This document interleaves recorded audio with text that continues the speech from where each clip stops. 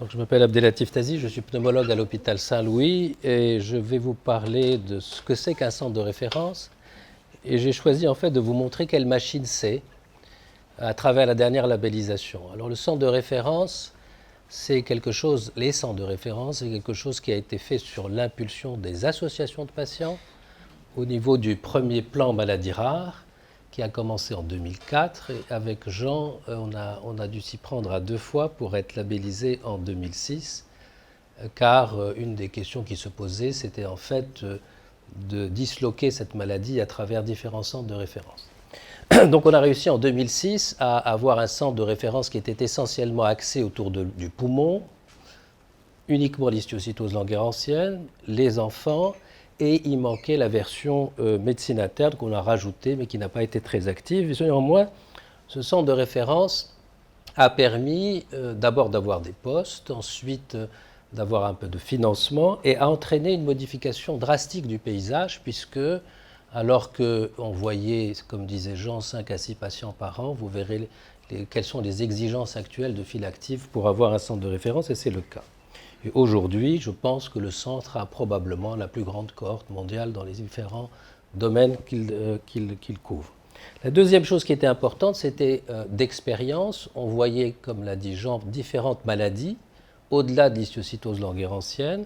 Certaines vont aborder ce matin, et donc l'important était d'évoluer vers un centre de référence qui couvre l'ensemble des maladies, les histiocytoses en général, et ce que nous avons obtenu en 2017.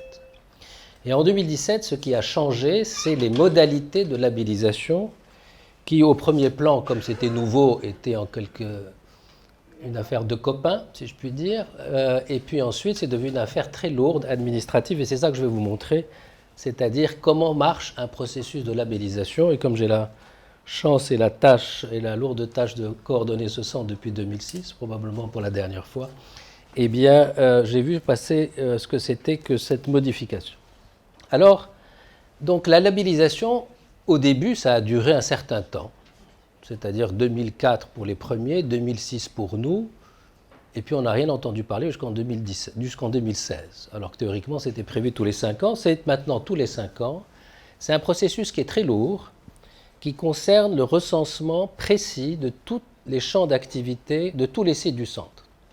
Et ce qui a été ajouté, ça a été des critères de file active, c'est-à-dire le nombre de patients qui sont vus par an, des critères d'études financées, de recherche, des critères de publication avec des différences entre les centres coordonnateurs et le site constitutif.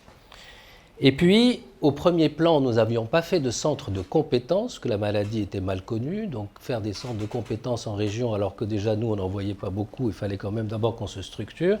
Et en 2017, nous avons fait des centres de compétences, que je vais vous montrer, et le dossier est centralisé, ça c'est la partie la plus sympathique, est déposé par le site coordonnateur, donc il faut courir après tout le monde pour avoir les données. Et l'interlocuteur auprès de la DGOS, c'est la filière. En 2013, les filières maladies rares ont été créées, et nous sommes dans la filière maladies rares en immunohématologie, ce qui fait tout à fait son sens, car c'est une maladie hématologique, quelles que soient ses formes cliniques, et cette filière est dirigée remarquablement par le professeur Régis Péfaut de la Tour à Saint-Louis, et à l'évidence, et ça je tiens à la remercier tout de suite, l'avis de Madame Demare et de l'association Histiocytose France est un élément clé dans la labellisation. Alors, il y a un petit point que j'ai mis en bas qui justifie la présence des sites constitutifs, c'est ce qu'on appelle le pyramide. C'est le pilotage institutionnel des recettes affectées aux missions d'intérêt général. Ça, c'est né en 2012, où nous avons été pilotes, et donc ça consiste chaque année à recenser votre file active, avec des outils qui deviennent maintenant très précis. D'autre part, d'avoir un recensement de vos avis que vous donnez, de votre expertise, car c'est une des missions des centres, de votre activité de recours, d'activité de recherche, de diffusion, aussi bien à un milieu médical, médico-scientifique, paramédical, qu'un milieu de patients et de parents. Et ceci aboutit in fine au financement des sites. Alors dans le premier plan, le financement était encore une fois, comme je vous l'ai dit, une affaire de copains, donc il y a eu des arbitrages qui étaient très variable en fonction des centres. À partir de 2017, les cartes ont été rebattues et donc il y a un financement qui est le même pour les centres constitutifs et le coordonnateur à 10 000 euros ou 20 000 euros près. Et il y a une part fixe et une part variable qui est en fonction de la file active, de l'activité, des réunions de concertation pluridisciplinaires et aussi en fonction de votre activité scientifique. Donc ça, c'est très important à avoir en tête parce que quand on est revenu à la labellisation là, je vous ai mis le texte quand même qu'on a reçu. La mission de recours, il y a des seuils. Avant, on n'avait pas de seuil. Maintenant, il y a des seuils minimaux annuels pour cette mission de recours. Vous voyez que c'est 300 consultations. Alors, ça dépend de la fréquence de votre maladie, mais il y avait des gens qui déclaraient 10 000 consultations dans les maladies rares, mais c'était une déclaration purement intentionnelle. Là, vous avez un outil qui est à remplir obligatoirement. C'est ça l'élément clé aujourd'hui du contrôle du financement et de l'activité. C'est l'outil BAMARA. C'est-à-dire que vous êtes obligé pour chaque patient de faire une fiche maladie rare, ce qui est logique. Et donc il faut 300 consultations pour le coordonnateur, 150 pour les sites constitutifs, et il faut avoir une file active de 150 patients pour le coordonnateur et 75 pour les sites constitutifs. Ce qui veut dire que pour une maladie qui n'est pas très fréquente quand même, qui est particulièrement rare, l'histiocytose, il faut arriver à regrouper, à avoir l'attractivité. Comme je vous ai dit qu'au départ, on est parti, on voyait 5 à 6 patients par an. Là, on est largement au-dessus de cette file active actuellement, ce qui est quand même un gage de réussite.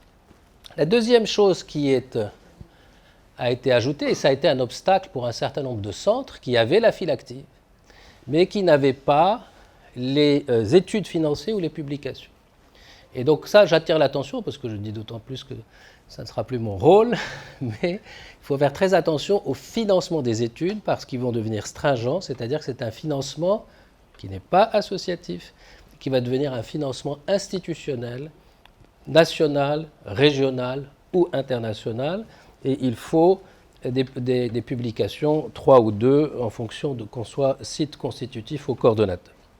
Alors une fois qu'on a dit ça, est-ce qu'on va vous autoriser à avoir des sites constitutifs? Et il y a des critères assez précis.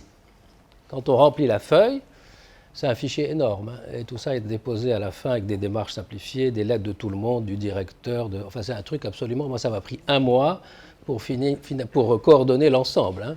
1 mois temps plein. Hein. Et donc il y a premièrement, si vous voulez un centre constitutif, il y a différents motifs.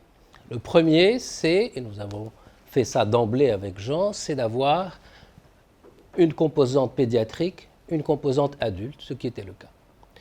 Pour la Pitié-Salpêtrière, et ça on l'avait fait dès 2017, il faut qu'il y ait une complémentarité sur la pathologie.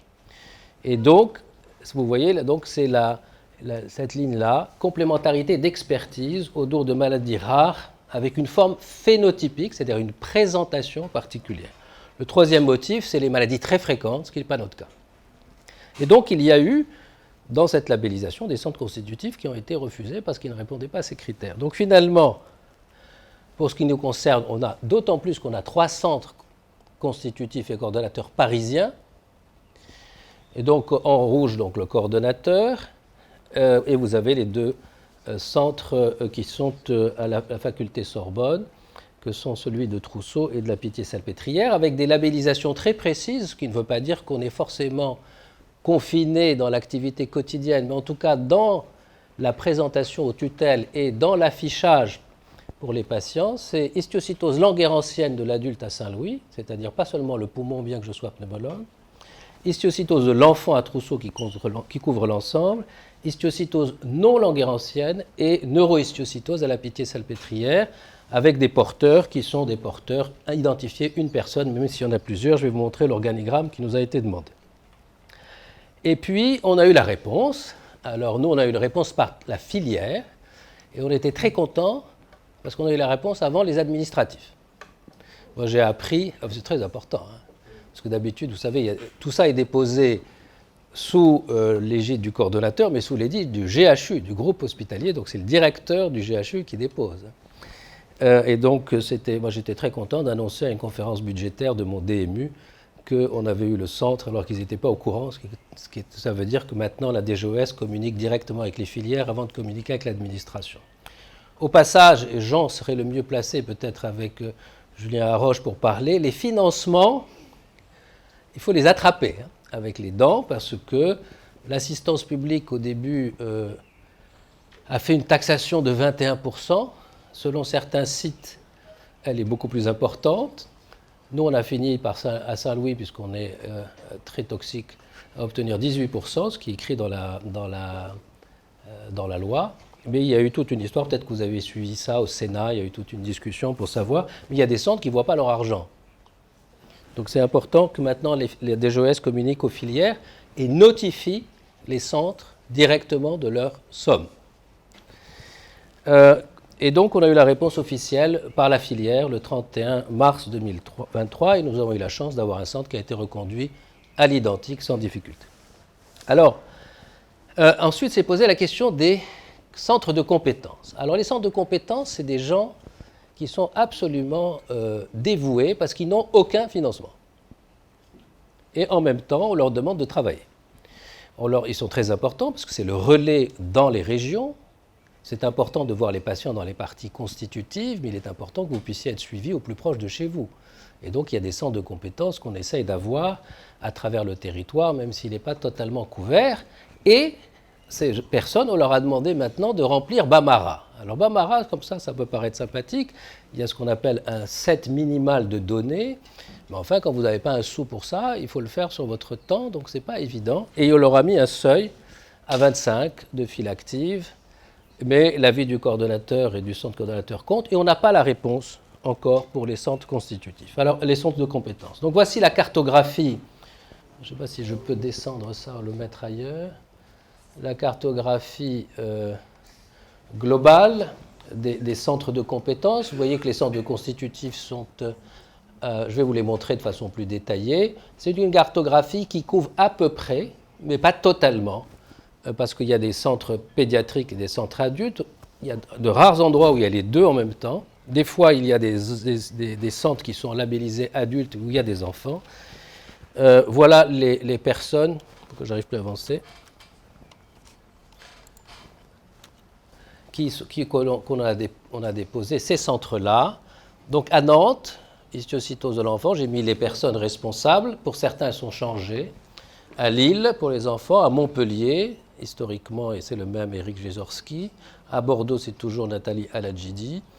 À Lyon, c'est Madame Kebaili. Et à Nancy. Et pour certains de ces centres, la file active à 25 n'était pas réunie, ce qui pose peut-être problème. J'espère que ça passera.